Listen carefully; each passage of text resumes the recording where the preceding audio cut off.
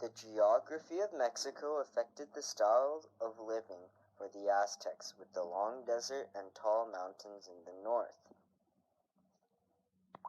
Because of the harsh deserts in the north, some Aztecs had to live in the southern part of Mexico, which contained rainforests and tropical forests.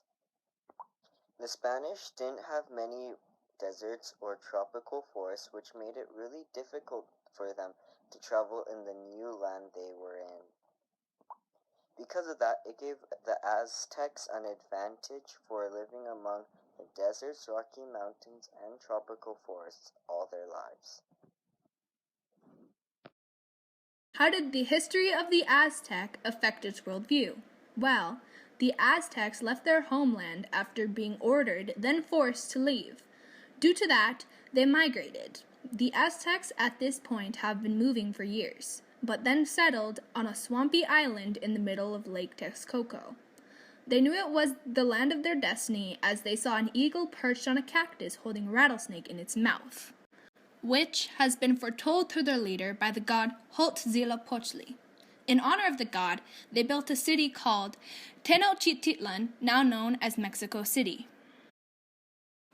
The history of Spain is long and complex. The Roman Empire ruled Spain for a long period of time before being claimed by the Muslims, who held rule for 700 years. But finally, during the 1100s, the rulers united their armies and overthrew the Muslims. The Spanish Inquisition was started in 1478 by King Ferdinand II of Aragon and Queen Isabella I of Castile. It was meant to kill anyone not loyal to the Roman Church, Protestants, Jews, and Muslims.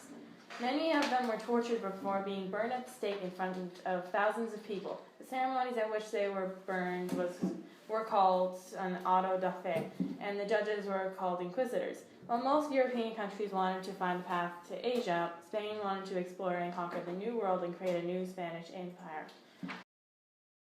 How did contact with the Moors influence Spain? For almost 700 years, the Islamic Empire controlled a huge empire stretching throughout Asia, northern Africa, and into the Iberian Peninsula, but they never had control over the rest of Europe. The Moors brought their Islamic culture when they conquered the Iberian Peninsula. The legacy left by the Muslims, or in other names the Moors, influenced Spanish learning, design, and architecture.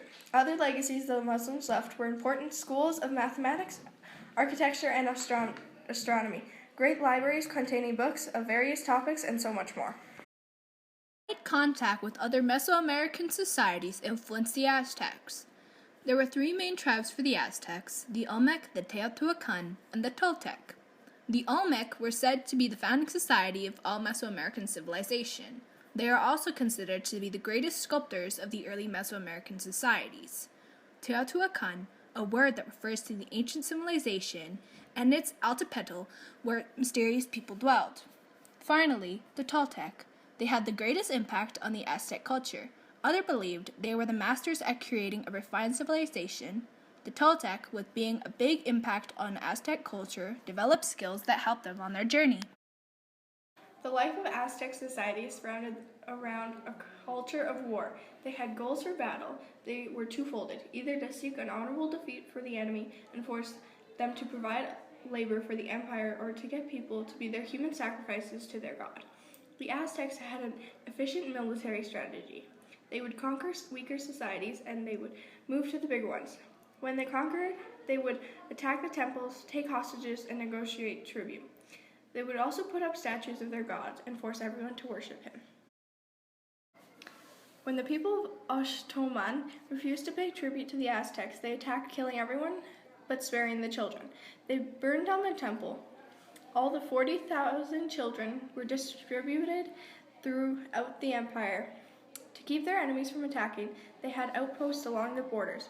When a city-state was defeated, everyone was forced to promise allegiance to the empire, give goods or services to pay tribute to him, and worship their god.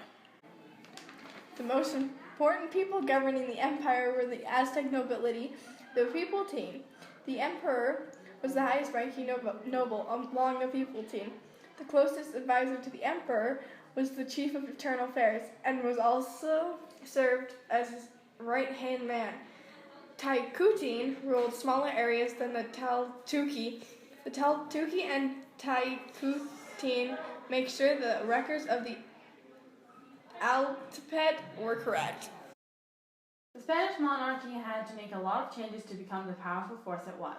The aristocrats lost some of their power, but the merchant class became more successful. The financial and judicial institutions changed slightly to give the monarchy more power. The power of the nobles increased slightly, and the government powers became more centralized.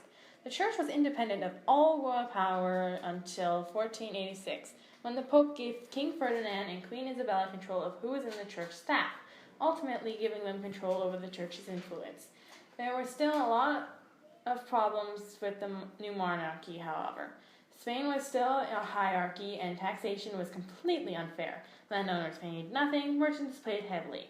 Castile and Aragon continued to behave as two distinct kingdoms, and the aristocrats believed they were far too superior to have to do work.